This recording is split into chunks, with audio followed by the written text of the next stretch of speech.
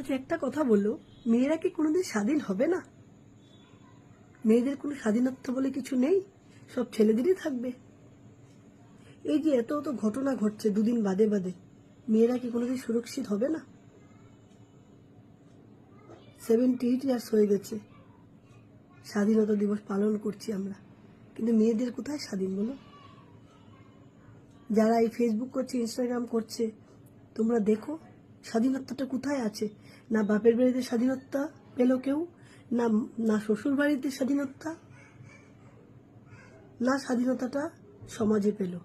কোথায় পেল? রাত্রে এখনো বেরোতে ভয় পায়, টাইম দেখতে হবে, সময় দেখতে হবে। কেন মেয়েরা কেন ভয় পাবে, আর ছেলেরা কেন ভয় পাবে না? মেয়েদের স্বাধীনতা কে দেবে? কোন সরকার দেবে? কোন সেন্ট্রাল দেবে? কেন এখনো স্বাধীনতা বোধ হচ্ছে দুদিন বাদে